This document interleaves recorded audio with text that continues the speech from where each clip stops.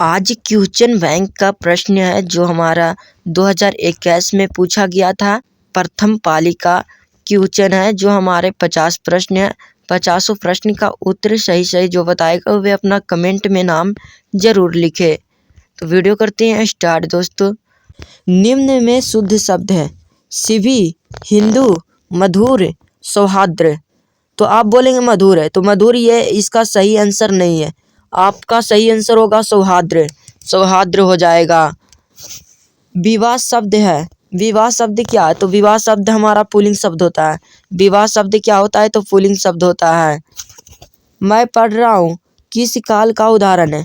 मैं पढ़ रहा हूँ ये वर्तमान काल का उदाहरण है। ये किस काल का उदाहरण? वर्तमान काल का उदाहरण है। लंबोदर शब्द कौन समास है? लंबोदर शब्द कौन समास है? तो हम बोल सकते हैं बहुव्रीहि समास है। बहुव्रीहि समास है। एडी शब्द का विलोम है। एडी शब्द का विलोम शब्द क्या होगा? तो एडी शब्द का विलोम शब्द होगा चोटी। एडी शब्द का विलोम शब्द होगा हमारा चोटी। अक्ल पर पत्थर पड़ना मुहावरे का अर्थ क्या है? अक्ल पर पत्थर पड़ना मुहावरे का अर्थ होता है बुद्धि भ्रष्ट होना। बुद्धि भ्रष्ट होना। लिखावट शब्द है। लिखावट शब्द क्या है? तो हमारा स्त्रीलिंग शब्द है। लिखावट शब्द क्या होता है? तो स्त्रीलिंग शब्द होता है। श्रीमान शब्द का स्त्रीलिंग रूप क्या है? श्रीमान शब्द का स्त्रीलिंग रूप क्या होता है? श्रीमती होता है। शुद्ध वाक्य है। शुद्ध वाक्य है दे दिया है गुणी, पत्ती, तत्कालीन, प्रामाणिक। तो इसका शुद्ध वाक्य क्या होगा? प्रामाणिक होगा। इसका शुद्ध वाक्य होगा प्रामाणिक। दिनकर जी कवि के साथ साथ क्या थे? दिनकर जी कवि के साथ साथ क्या थे? तो गद्यकार भी थे। गद्यकार भी थे दिनकर। उगते हुए सूरज का देश किसे कहा जाता है? उगते हुए सूरज का देश से कहा जाता है जापान को। उगते हुए सूरज का देश जापान को कहा जाता है। एक वृक्ष की हत्या शीर्षक कविता में वृक्ष की सूखी डाली किसकी तरह थी? एक वृक्ष की हत्या शीर्षक कविता में वृक्ष की सूखी डाली किसकी तरह थी? तो राइफल की तरह। राइफल की तरह थी। कवयित्री अनामिका के अनुसार चौखटे में क्या नहीं अटता? कवयित्री अनामिका के अनुसार चौखटे में क्या नहीं अटता? तो क्या नहीं अटता था? का हमारा नहीं अटता था चौखटे में। कौन सा महीना माँ के लिए आराध्य देव बन गया था? कौन सा महीना माँ के लिए आराध्य देव बन गया था? तो कौन सा महीना था? अगहन का महीना था। पपाती किस पर लेटी हुई थी? पपाती किस पर लेटी हुई थी? पपाती स्ट्रेचर पर लेटी हुई थी। पपाती स्ट्रेचर पर लेटी हुई थी। धरती कब तक घूमेगी शीर्षक के कहानी में किसे महसूस होने लगा कि आकाश अनंत नहीं है? धरती कब तक घूमेगी कहानी में किसे महसूस होने लगा कि आकाश अनंत तक नहीं है? तो सीता को। सीता को महसूस होने लगा था। सीता के कितने लड़के थे? सीता कितने लड़के थे? तो सीता के 3 लड़के थे। सीता के 3 लड़के थे। तुलनात्मक व्याकरण किसकी रचना है? तुलनात्मक व्याकरण किसकी रचना है? तो तुलनात्मक व्याकरण हो जाएगा ऑप्शन सी इसका सही हो जाएगा। काल्डवेन की रचना है। काल्डवेन की रचना है। भा का उच्चारण स्थान क्या है? भा का उच्चारण स्थान क्या है? भा बोलिए तो आप भा भा भा भा बोलते हैं तो क्या? तो ओठ आपका दोनों सटता है मतलब भा हो जाएगा। भा का उच्चारण स्थान ओठ हो जाएगा। भा का उच्चारण स्थान क्या है? ओठ है। जिंदगी और जोक किस लेखक की रचना है? जिंदगी और जोक किस लेखक की रचना है? तो जिंदगी और जोक किस लेखक की रचना है? अमरकांत लेखक की रचना है। अमरकांत लेखक की रचना है। बहादुर को लेकर कौन आया था? बहादुर को लेकर कौन आया था? तो लेखक का साला। लेखक का साला बहादुर को लेकर आया था। लेखक रामविलास शर्मा के गांव का क्या नाम था? लेखक रामविलास शर्मा के गांव का क्या नाम था? लेखक रामविलास शर्मा के गांव का नाम था उच्च गांव सानी। उच्च गांव सानी नाम था। पंडित बिरजू महाराज किस घराने के वंशज थे? पंडित बिरजू महाराज किस घराने के वंशज थे? तो हम बोलेंगे लखनऊ घराने के। लखनऊ घराने के वंशज थे। भौतिकवाद्य का अर्थ भाग्यवाद्य नहीं है किस निबंध की परिचय है? किस निबंध की परिचय है? तो आप बोलेंगे भौतिकवाद्य का अर्थ भाग्यवाद्य नहीं है इसकी निबंध का परिचय है। तो किस निबंध का परिचय है? परंपरा का मूल्यांकन। परंपरा का मूल्यांकन। बिरजू महाराज का संबंध है, बिरजू महाराज का संबंध कत्थक से, तो कत्थक यहाँ पे नहीं दिया हुआ है तो हम बोल सकते हैं इनमें से कोई नहीं, इनमें से कोई नहीं। निम्न में निश्चय शब्द का विलोम कौन है? निम्न में निश्चय शब्द का विलोम कौन है? तो हम बोल सकते हैं अनिश्चय, अनिश्चय बोल सकते हैं, अनिश्चय होगा।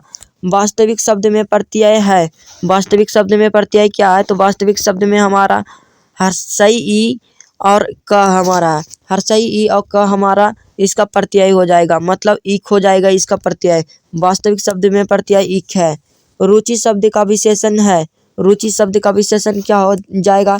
तो रुचि शब्द का विशेषण होता है रुचिकर, रुचि शब्द का विशेषण होता है रुचिकर। महाशय शब्द का स्त्रीलिंग रूप क्या है? महाशय शब्द का स्त्रीलिंग रूप क्या है? हमारा हो जाएगा महाशया, महाशया हो जाएगा।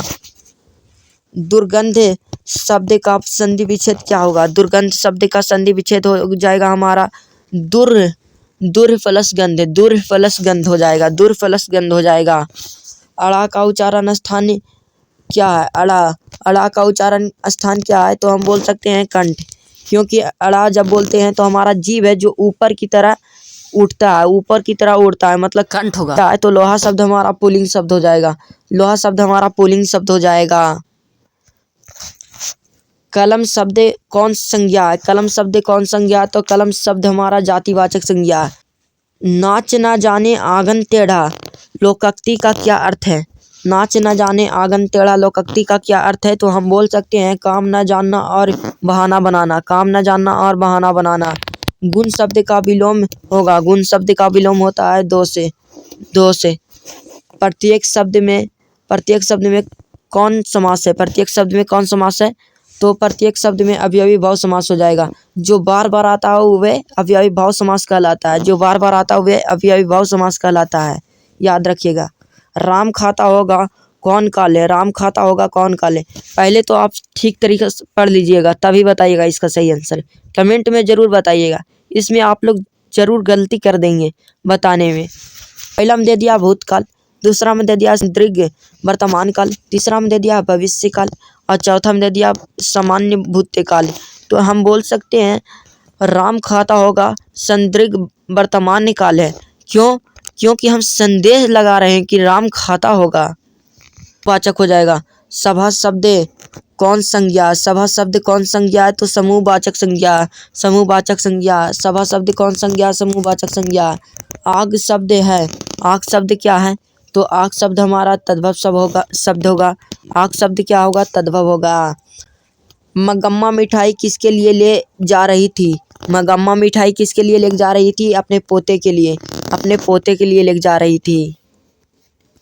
ध्याते विश्वास कहानी में किस राज्य को बाढ़ एवं सूखा से प्रभावित दिखाया गया है? प्रभावित दिखाया गया है। तो हम बोल सकते हैं किस राज्य को? तो हमारा उड़ीसा राज्य को दिखाया गया था, उड़ीसा राज्य को।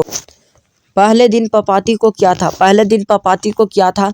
तो पहले दिन ही पपाती को बुखार था। ढहते विश्वास कहानी में स्कूल कहाँ है?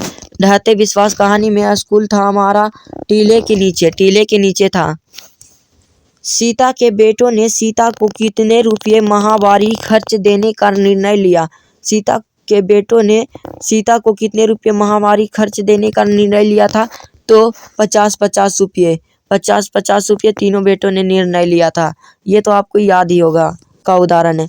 अच्छे लड़के परिश्रमी होते हैं कौन वाक्य का उदाहरण है? तो बोल सकते हैं सरल वाक्य का उदाहरण है। संतू मछली लेकर क्यों भागा? संतू मछली लेकर कुएं में डालने के लिए भागा था। संतू मछली लेकर कुएं में डालने के लिए भागा था। एक वृक्ष की हत्या किस कविता संग्रह से संकलित है? एक वृक्ष की हत्या किस कविता संग्रह से संकलित है? तो इन दिनों कविता संग्रह से संकलित है। नदी के दीप किस कवि की रचना है? नदी के दीप किस कवि की रचना है? तो हम बोल सकते हैं सच्चिदानंद हीरानंद वात्स्यानंद अज्ञेय के, सच्चिदानंद हीरानंद वात्स्यानंद अज्ञेय के। सदियों की ठंडी बुझा राख सुगबुगा उठी, मिट्टी सोने का ताज पहन इठलाती है। मिट्टी सोने का ताज पहन इठलाती है किस कविता की पंक्ति है? किस कविता की पंक्ति है? तो हम बोल सकते हैं जनतंत्र का जन्म की कविता की पंक्ति है, जनतंत्र का जन्म की कविता का पंक्ति है।